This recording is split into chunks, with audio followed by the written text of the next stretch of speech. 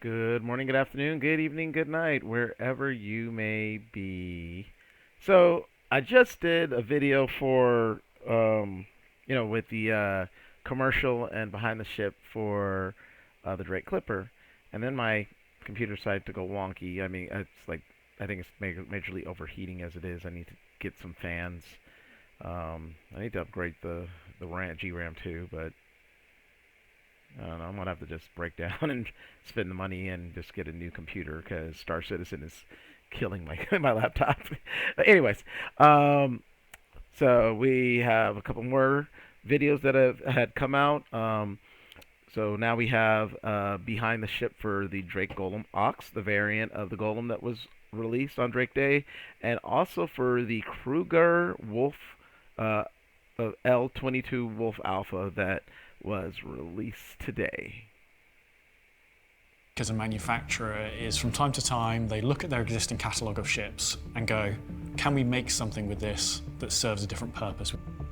Whilst other manufacturers dedicate the time and resources into making a whole new, shiny, latest, greatest ship, Drake is all about maximising value and extracting every single possible ounce of use out of their existing ships.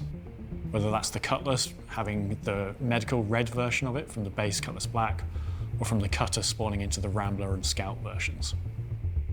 Earlier this year, Drake introduced the Golem, their starter mining ship. And now they've upgraded it into the Golem Ox, a dedicated cargo hauler.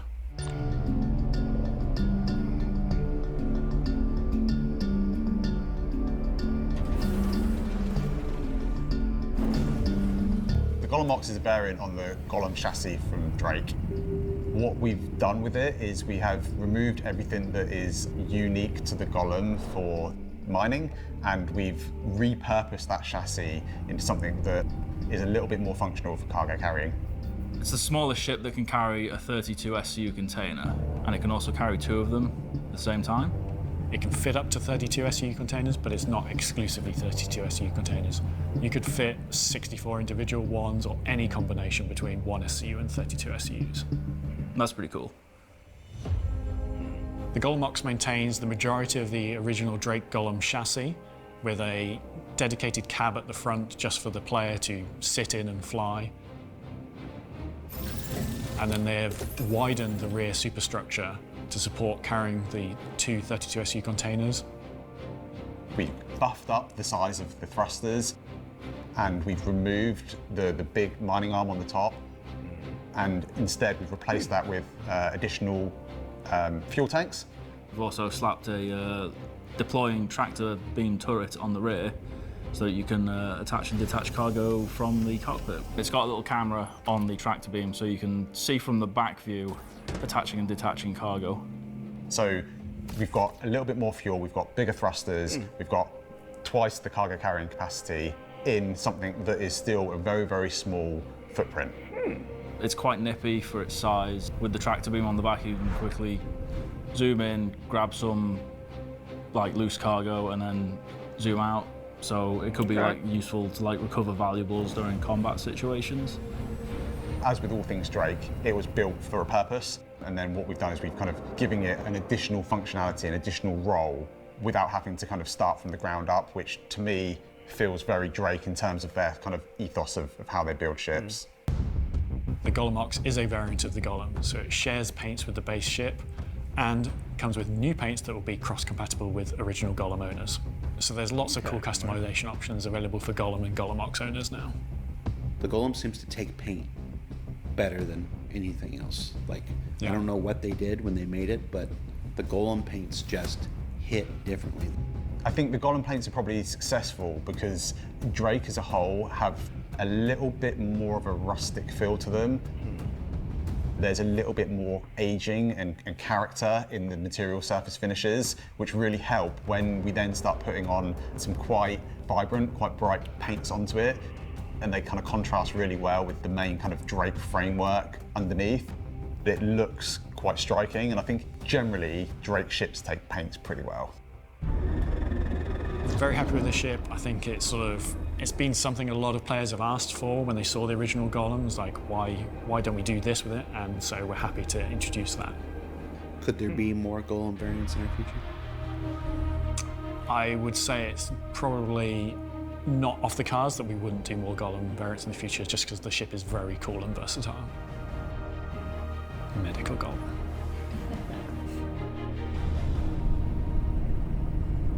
You know, this is something that me and my organist have talked about a few times, as far as the lack of function diversality amongst ships, and especially in some of the uh, manufacturers specifically.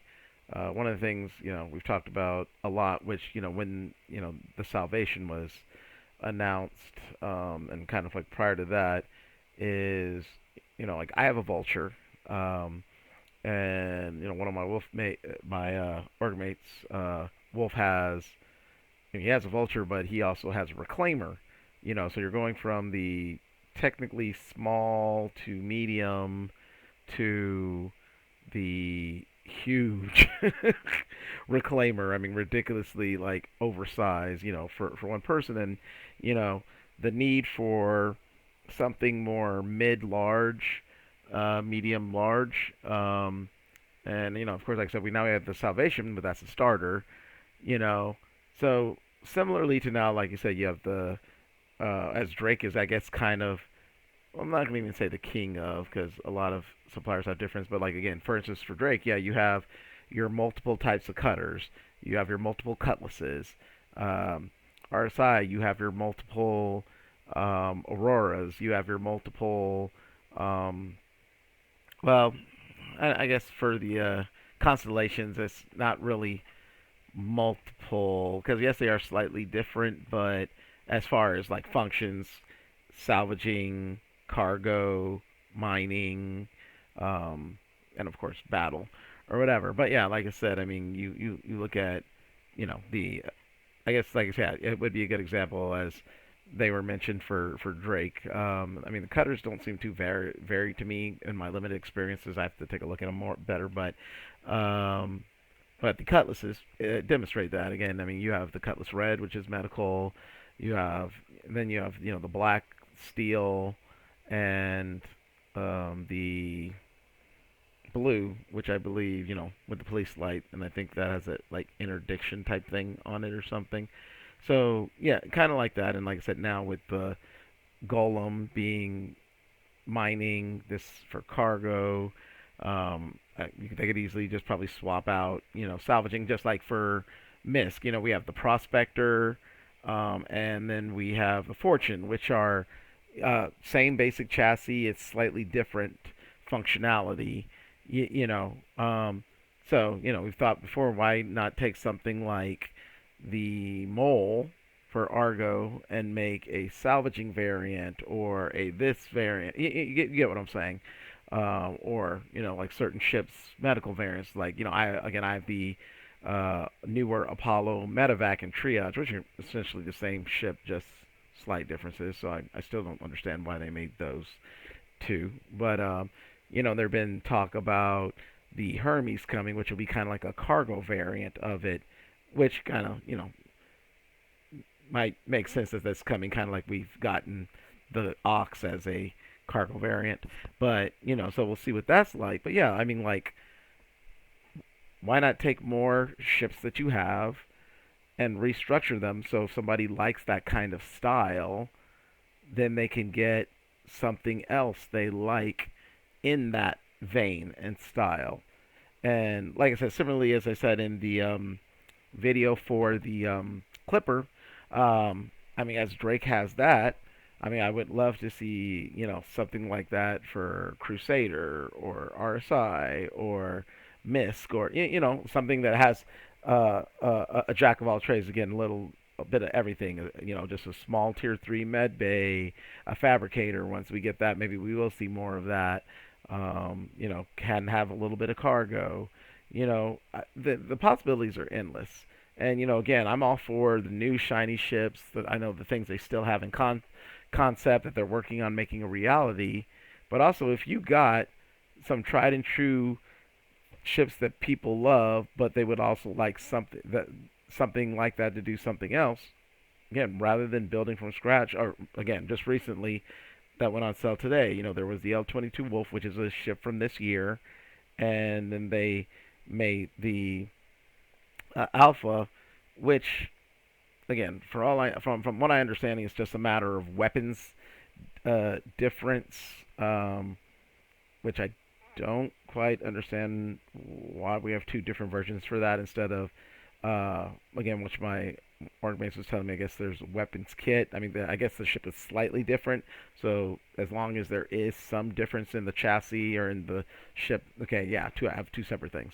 But anyways, I'm rambling now. So that's that, and let's actually go check out the, as I just mentioned, L-22 Wolf Alpha behind the ship. So how long have you known you were going to do another Wolf? So during internal development of the Wolf, I think there was very divided opinions on the looks. Generally, we all thought it was cool, but we knew that the fin was going to be pretty divisive. Mm-hmm. Before we released, we'd already started plans for an alternative hull variant that kept the styling of the Wolf, but did things in a different way. Okay. And that is the L-22 Alpha Wolf. Okay. Yeah, that's right, I forgot. Got rid of the fin. I knew that was coming. The L-22 Alpha Wolf is a single-seat light fighter that has aggressive lines and heavy aero that allow the vehicle to be highly maneuverable and agile. It takes that very retro-futuristic styling, trades out the ballistic weapons for energy weapons, and then does a few other little subtle geometry tweaks. It's very sleek, somewhat aggressive, kind of like a scalpel. Doesn't just get the job done, but also looks good doing it.